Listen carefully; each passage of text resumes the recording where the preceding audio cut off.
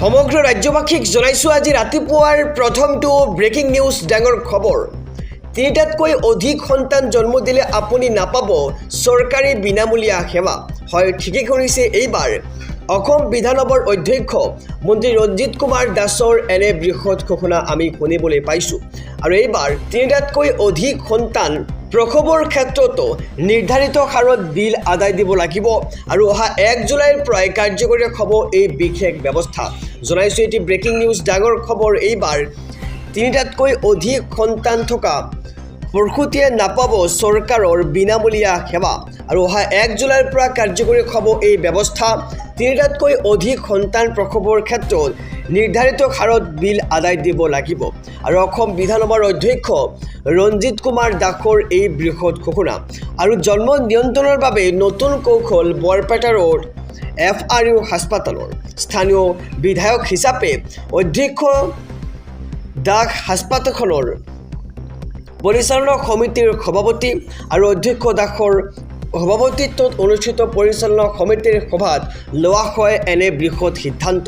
আৰু হাস্পাতালখনত অত্যাধুনিক ultra sonography machine মুকলি কৰে অধ্যক্ষ দাসে আৰু এই অনুষ্ঠানে পৰিচালনা সমিতিৰ সিদ্ধান্ত সদৰি কৰে অধ্যক্ষ দাসে। আৰু তিনিটাতকৈ অধিক সন্তান থকা প্ৰসূতিয়ে নাপাব এতিয়াৰ পৰা চৰকাৰৰ বিনামূলীয়া সেৱা আৰু অহা 1 জুলাইৰ পৰাই কাৰ্যকৰী হ'ব এই ব্যৱস্থা।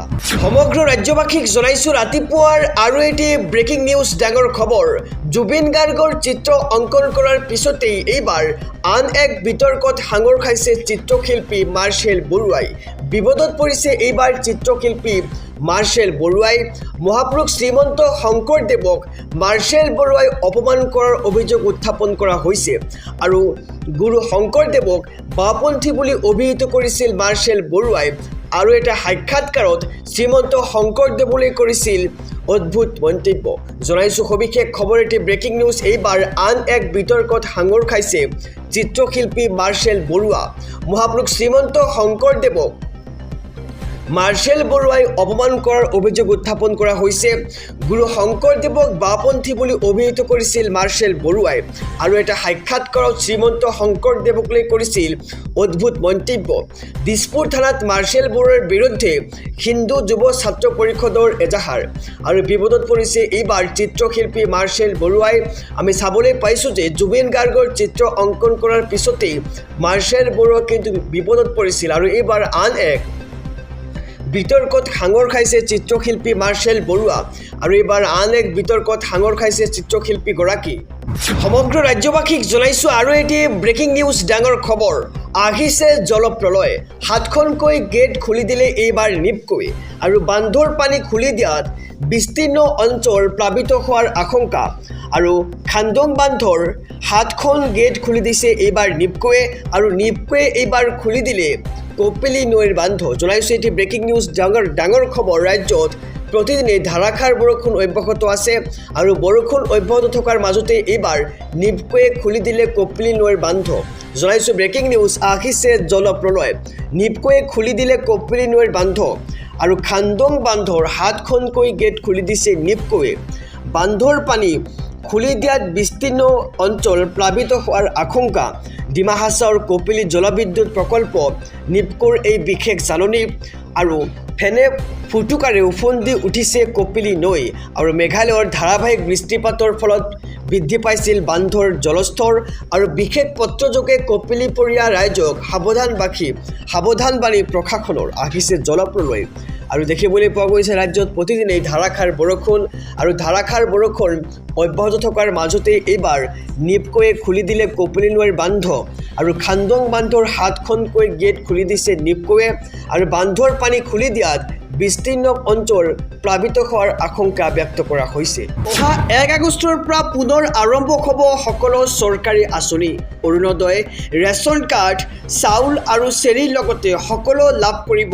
ৰাজ্যৰ মুখ্যমন্ত্ৰী ডক্টৰ হিমন্ত বিশ্ব শৰ্মাই কৰিছে ডাঙৰ ঘোষণা।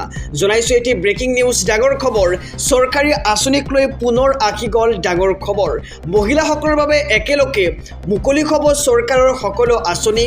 অৰুণোদয় লাভ কৰা প্ৰতিগৰাকী এগৰাকী মহিলাৰ একাউণ্টত সোমাব ধন বৃদ্ধ পেঞ্চনৰ ধনো লাভ কৰিব প্ৰতিজন হিতাধিকাৰীয়ে আৰু অহা 1 আগষ্টৰ পৰাই লাভ কৰিব ৰেচনৰ চাউল চেনি আৰু নিমখ নতুনকৈ অৰুণোদয় আঁচনি লাভ কৰা সকলেও লাভ কৰিব ধন আৰু বাজেটৰ পিছতেই সকলো চৰকাৰী আঁচনি পুনৰ আৰম্ভ হ'ব লগতে কেবিনেট বৈঠকৰ পিছতে সংবাদ মেলযোগে এই ঘোষণা কৰিছে ৰাজ্যৰ মুখ্যমন্ত্ৰী ডক্টৰ হিমন্ত বিশ্ব শৰ্মাই সমগ্ৰ ৰাজ্যবাসীক জনাইছো আৰু এটি ব্ৰেকিং নিউজ ডাঙৰ খবৰ এইবাৰ ইউচিচিৰ বিৰুদ্ধে উচ্চতম ন্যায়ালয়লৈ যাব বদৰুদ্দিন আজমল আৰু এইবাৰ ইউচিচিক লৈ ডাঙৰ মন্তব্য কৰিছে বিন্নাকান্দিৰ বিধায়কগৰাকীয়ে আৰু ইউচিচিৰ বিৰুদ্ধে উচ্চতম ন্যায়ালয়ৰ দ্বাৰস্থ হ'ব মৌলানা বদৰুদ্দিন আজমল আৰু মুছলমানৰ বিৰুদ্ধে বাৰম্বাৰ ঘৃণা বিয়পাইছে মুখ্যমন্ত্ৰী ডক্টৰ হিমন্ত বিশ্ব শৰ্মাই আৰু শপত গ্ৰহণৰ পিছতেই এইবাৰ মৌলানা বদৰুদ্দিন আজমলৰ বিস্ফোৰণ দেখিবলৈ পোৱা গৈছে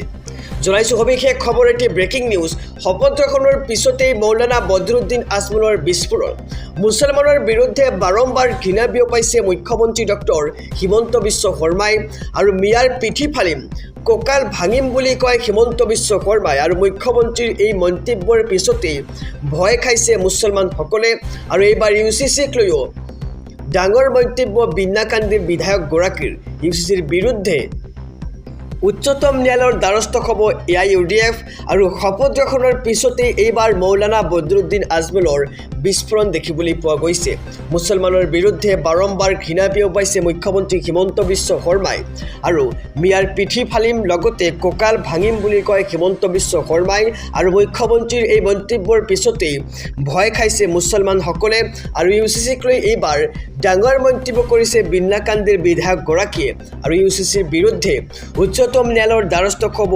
AIUDF আৰু শপত গ্ৰহণৰ পিছতেই এইবাৰ মৌলানা বদৰুদ্দিন আজমলৰ বিস্ফোৰণ দেখিবলৈ পোৱা গৈছে সমগ্ৰ ৰাজ্যবাসীক জনাইছোঁ আৰু এটি ব্ৰেকিং নিউজ ডাঙৰ খবৰ দিনক দিনে উন্নতি হৈছে সংখ্যালঘুৰ আৰু সংখ্যালঘুৰ কষ্টক এইবাৰ প্ৰশংসাৰে উপচাই পেলাইছে ৰাজ্যৰ মুখ্যমন্ত্ৰী ডক্টৰ হিমন্ত বিশ্ব শৰ্মাই জনাইছোঁ এটি ব্ৰেকিং নিউজ ডাঙৰ খবৰ সংখ্যালঘুৰ কষ্টৰ শলাগ ল'লে এইবাৰ ৰাজ্যৰ মুখ্যমন্ত্ৰীগৰাকীয়ে ৰাজ্যত একেবাৰে আন্দোলন নকৰা জাতি হৈছে সংখ্যালঘু আৰু দিনক দিনেই উন্নতি হৈছে তেওঁলোকৰ আৰু নামনি অসমৰ মিয়াই লাহে লাহে কষ্টৰে উন্নতি কৰিছে ৰাজ্যৰ সংখ্যালঘুৰ প্ৰশংসা শুনা ৰাজ্যৰ সংখ্যালঘুৰ প্ৰশংসা শুনা গ'ল এইবাৰ মুখ্যমন্ত্ৰী ডক্টৰ হিমন্ত বিশ্ব শৰ্মাৰ মুখত আৰু আমাৰ ল'ৰা ছোৱালী আন্দোলনত ব্যস্ত কিন্তু সংখ্যালঘুৰ ছাত্ৰ ছাত্ৰীসকল পঢ়া শুনাত ব্যস্ত বুলি কৈছে ৰাজ্যৰ মুখ্যমন্ত্ৰীগৰাকীয়ে আৰু আন্দোলনমুখী মানসিকতাৰ বাবে আমি পিছুৱাই গৈছোঁ